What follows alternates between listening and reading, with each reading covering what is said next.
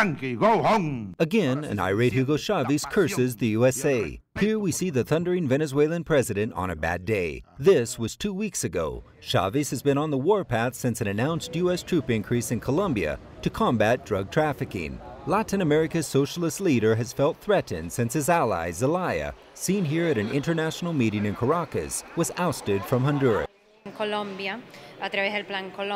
10 years, the United States has followed the Colombia Plan, using the fight against drug trafficking to justify a military presence in the region and to maintain a certain degree of military control in Latin America.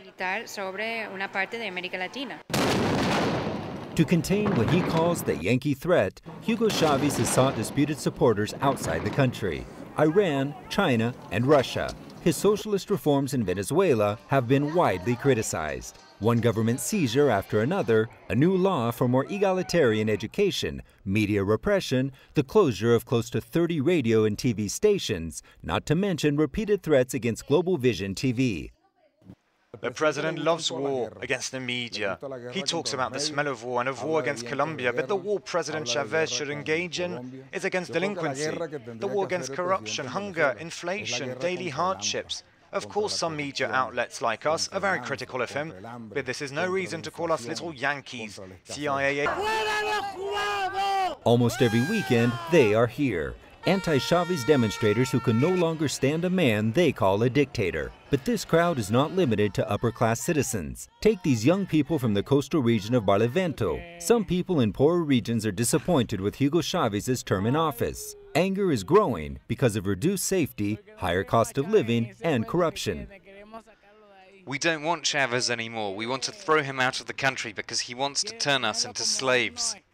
However, you can always find a wave of red in the streets of Caracas. People remain fascinated by the uncontested leader. We want a peaceful revolution. We want zero war and zero colonial imperialism. We're socialists, and all we want is world peace. A president who is omnipresent, with workers in the factories, those at the front of the Bolivarian revolution. The regime has gone left, but public support remains strong. A recent survey by Data Analysis, a private institution known for its objectivity, reveals that 57% of Venezuelans approve of Chavez's politics. This isn't to say that everybody agrees with Chavez's politics. They agree with him, but not with expropriation, communism, the end of private property. They don't want to lose what's theirs. They don't want the end of private radios and TV.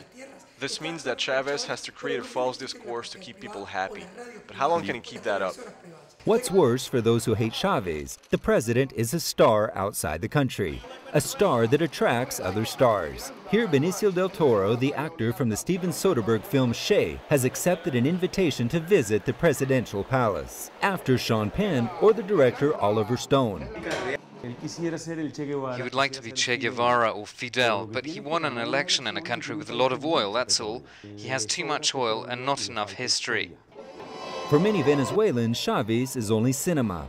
After 10 years in power, some are nervously waiting for the final credits to roll. Others are hoping for a sequel, given the possibility for re-election in 2012.